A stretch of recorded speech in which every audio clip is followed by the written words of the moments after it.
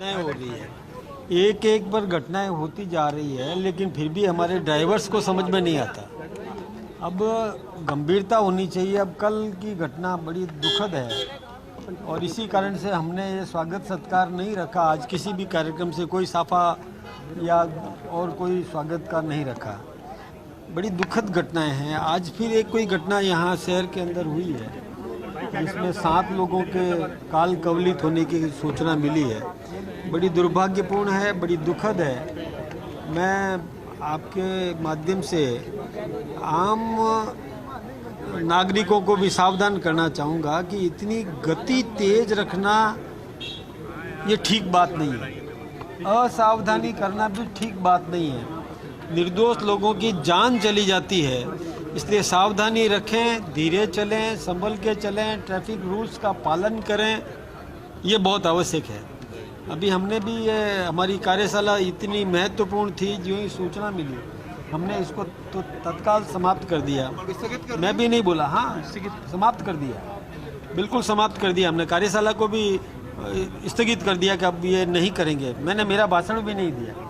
जो सूचना मिल जाती है तो उसके बाद तो फिर हम संवेदनशील, हाँ उन्होंने भी कर्टेल किया। जो ही सूचना मिल गई उनको भी तुरंत भागना पड़ा।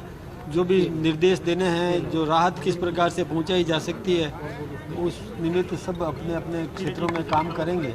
हम लोग भी करेंगे। हमारे लोगों को हमने भेजा है अस्पताल में, किसी को कोई ब्लड की ज़रूरत पड़े तो हमने भेज दिया, तत्काल रवाना कर दिया है। हमारे चिकित्सा कर्मी भी कर रहे हैं और हमारे कार्यकर्ता भी वहाँ पहुँच गए जो राहत दे सकते हैं। सड़क हादसों को लेकर पूर्व सीएम अशोक गहलोत ने भी कहा है कि सवाल उठाया कि सरकार इसमें कहीं ना कहीं लापरवाही है, इसलिए इस तरह की सरकार। एक बात बताओ कि कोई कल की जो घटना हुई, एक 22 सीटर, एक कोई टेम्पो ट्रेवलर्स होते हैं, वो छोटी मिनी बस टाइप का होता है, और वो तेज़ी से चल रहा था। जोधपुर के नागरिक वहाँ कोलायत में कोई मंदिर में दर्शन करके लौट रहे थे और सायंकाल का समय था। एकाएक कोई ट्रोला खड़ा था, उसमें पीछे से आके भिड़ गया और उसमें कई लोग हताहत हो गए, कई 3 घायल भी हुए।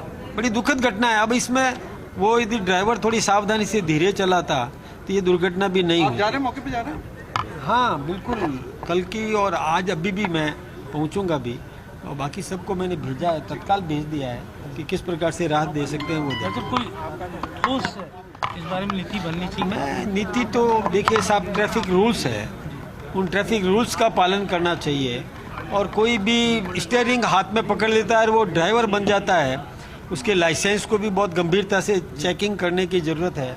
वाहनों का रख रखाव उसको भी चेक करना, फिटनेस का देखना, ये सब काम हमारी सरकार तो कर ही रही है। लेकिन कई लोग इसके बावजूद भी लापरवाही कर देते हैं, स्वयं कोई न कोई तरीका अपना लेते हैं कि जल्दी से पहुंचना है। अब इस जल्दी से पहुंचने के चक्कर में दूसरों को ऊपर भेज दिया। ये एसआईआर पे तो बता दीजिए क्या बात हुई, किस तरह की तैयारी आगे? देखिए, ये एक निरंतर प्रक्रिया है और मतदाता सूची का पुनरीक्षण करना निरंतर प्रक्रिया है, और इस बार भी ये प्रक्रिया